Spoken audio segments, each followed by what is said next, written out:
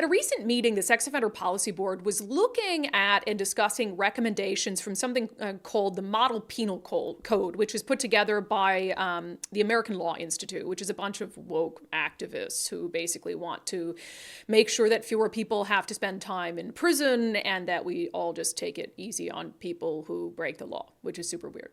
So the Sex Offender Policy Board is looking at these recommendations specific to sex offenders, and they really believe that the current system and the requirements, and in their words, the burdens put on these sex offenders are not only unfair, but they actually make you and I less safe. The more you know. So let's take a look at some of the things that they're discussing doing and some of the possible tweaks that they might make to sentencing guidelines and to post-release requirements for sex offenders. So according to the document they were discussing in this recent meeting, sex offenses are distinctively unsettling and injurious, justifying exceptional prevention efforts. Well, I agree with that. We're off to a great start. They go on to say, I don't like the word but after that sentence, but punishments like registration, public access, community notification, and residency restrictions conclusively do not reduce recidivism rates. These systems create a false sense of security and divert attention from more significant sexual dangers, increasing risk to the public. Public access to registry and community notification rarely leads individuals to take meaningful precautions to protect themselves. That's interesting. A sex offender registry and community notification rarely leads individuals to take meaningful precautions to protect themselves. It's interesting. They must not watch the Undivided podcast, because I remember quite vividly communities doing exactly that when they caught wind, with no help from the government, that there were going to be sex offenders placed in their community. I distinctly remember a very heated community meeting in Enumclaw when they found out that there was going to be a repeat sex offender moving in next door. The onus of keeping your kids safe is on you.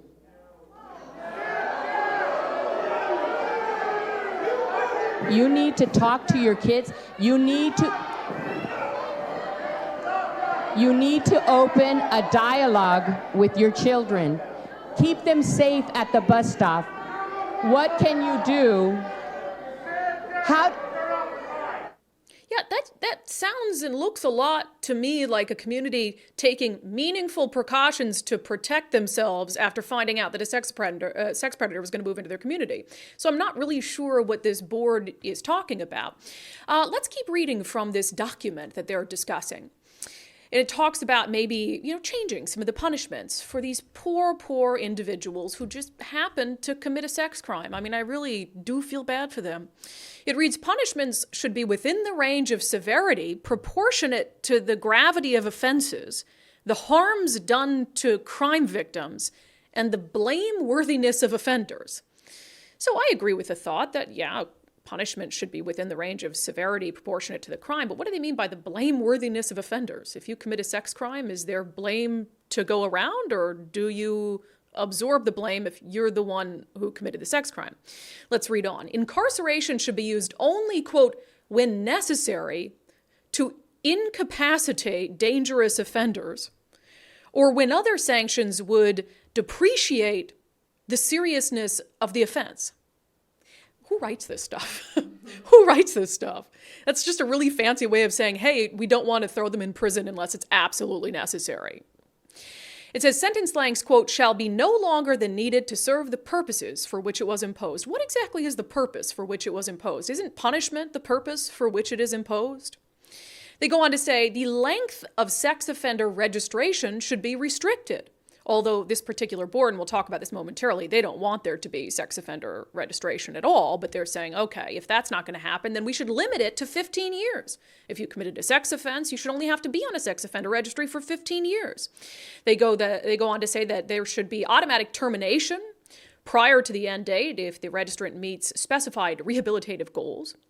They go on to say that there should be the removal of, quote, other burdens, in their words. Again, we're talking about burdens for sex offenders here. This is what government bureaucracy is spending its time on.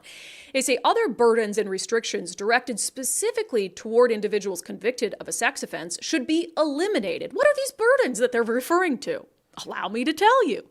GPS monitoring, residency restrictions, limits on internet access. Again, we're talking about sex offenders. And you're saying it is burdensome for some of those sex offenders to have GPS monitoring? You're saying it's burdensome for them to have residency restrictions? Like, I don't know, not living close to a school bus stop? That's burdensome to them? You're saying it's burdensome for sex offenders, some of whom might have viewed child pornography, that is a very common sex offense, unfortunately, burdensome for them to have limits on internet access? What about the burden that their crime placed on their victims? I don't read anything about that. It's really, really startling stuff. And so Ari Hoffman posted this story a few days ago, again, while we were off for the week. And Como News ended up picking it up and talking about some of the blowback against the Sex Offender Policy Board considering these recommendations. And they quote Brad Merrihew, who is the chairman of the Sex Offender Policy Board. And they say in this article, Brad Merrihew said the research was outlined in a document that summarizes a portion of the model penal code. Quote, the confusion here is that included in the materials that we distributed for that meeting was a comprehensive model penal code that talks about a variety of different proposals that they have made to state legislatures for adoption. And then Como says the model penal code has found that community notification actually undermines public safety. It also recommends that sex offender registries should be reserved for law enforcement and not be made available to the public. The reasoning is that the attention notifications and registries bring can make it more difficult for offenders to get housing and a job and successfully reintegrate into the community. Well, woe is them. But again, this Brad Merrihew, so that Como is quoting here saying, oh, there's just confusion. You know, we had this document kind of slipped in that had all these recommendations from the model penal code, so just ignore that. That's just total confusion. Brad Merrihew, let's look at who this individual is, who again, he's the chairman of the Sex Offender Policy Board, who is tasked with deciding whether some of these recommendations should be passed along to the legislature.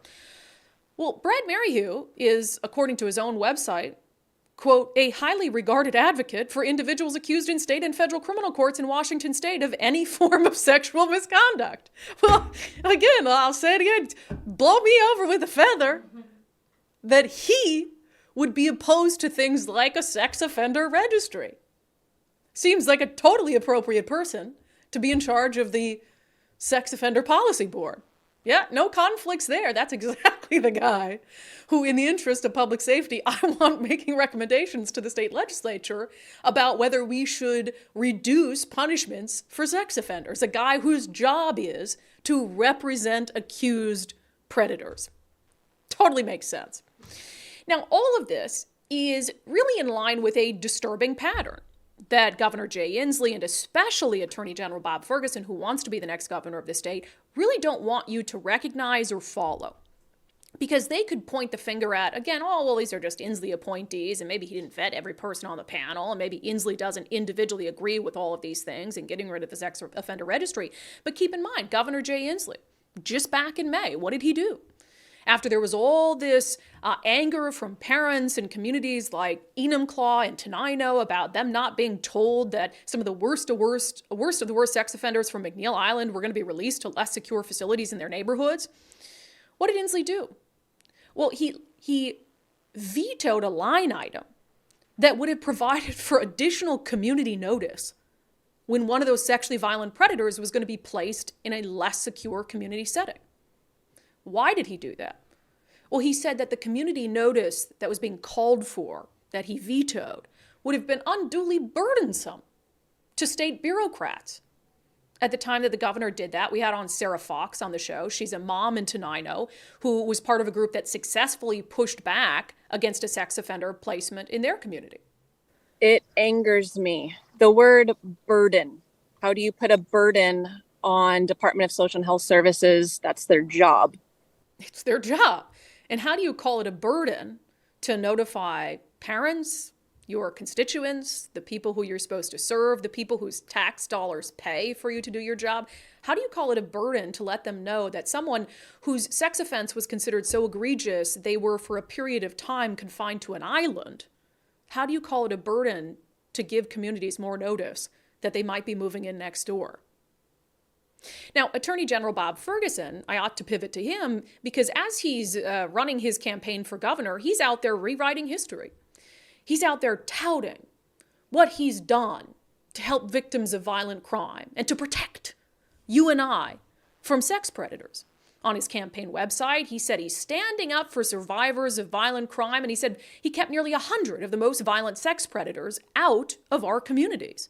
We talked about that on an episode a few weeks ago when he put that up on his website and how that's just the job of his office. It is the duty of the Attorney General's office to determine whether sex offenders confined to McNeil Island should be allowed to move into communities or not. That's just a matter of course, but he's twisting it into something that he can try to brag about on his website, except the words don't match his actions. So we mentioned that all this discussion came from something called the Model Penal Code. Now, when the Model Penal Code was formed and it recommended all these changes nationwide to how sex offenders are sentenced, what their requirements would be post-release, it was really alarming to a vast majority of attorney generals across the country. And so a bunch of them signed on to a letter saying that these changes were really alarming and disturbing. Glenn Morgan, our friend with We the Governed, pointed out on a recent clip of his show that there was an attorney general noticeably absent from that letter. These proposed policy changes were so extreme and insane that a massive response by the National Association of Attorney Generals in writing they were actually representing 37 states and U.S. territories. They wrote a scathing letter documenting their concerns and objections to the policy proposals that this board was considering. And this included mostly Republicans, but a few Democrats also signed on to this letter. Now, notably, Washington State's Bob Ferguson clearly didn't sign on to this one in any type of opposition. Now, partly this is because Bob Ferguson appears to be enjoying releasing sex predators early into the community right now. Yeah, so Bob Ferguson can say on his campaign website that he's keeping violent sex predators out of communities, but when 37 attorney generals from across the country, Republicans and Democrats, spoke out against suggestions like not having sex offender registries, Bob Ferguson didn't sign that letter. The vast majority of attorney generals did. He did not. So you can take his word for it on what he writes on his campaign website because he wants to be governor so bad, or you can look at what he's actually done to try to protect communities, protect families, protect children from individuals who would seek to harm them. And his words do not line up with his actions. And again, this is a disturbing pattern when it comes to this issue. We've been covering it extensively on the show for the past year, and it defies common sense. Now, look, if we were not in the midst of a crime crisis, if we were not in the midst of a violent crime crisis, and we wanted to really sit and take a serious look, a bipartisan look at, hey, how can we reduce recidivism? Because that's the goal, right? A very small percentage of offenders are going to go to prison for the rest of their lives. Basically, people who commit aggravated murder. So the vast majority of them, I was told this once by a prison official who, when I was doing a tour of Clallam Bay and their solitary confinement unit, this is years and years ago. And he told me something I remember so clearly because it makes a lot of sense. He said, the vast majority of these people are going to get out one day and they're going to be standing in line behind your daughter at the grocery store. Do you want them to have the tools they need not to reoffend? And my answer was, of course, yes. So yes, we need to do things to make sure that when people are released, regardless of their crime, from a period of confinement, that they have the tools they need to go out into the community and to be successful. I'm not opposed to that. That is also common sense. But prioritizing that over literally stopping the bleeding right now when it comes to violent crime in our communities is nonsensical. Your priorities are all twisted. And this is what happens when you have one party in control and they put feelings and ideology and activism ahead of you and I, ahead of common sense, ahead of our security and safety in our homes, in our communities, in our places of business. And I'll tell you what, Bob Ferguson is just going to continue down that path if he's governor. So absolutely ridiculous stuff. I'm glad that there are people out there exposing some of what's happening. I'm glad there are parents who are absolutely not woke, but awake to what's happening and trying to advocate for themselves, because for the love, if they don't do it, the media's not going to.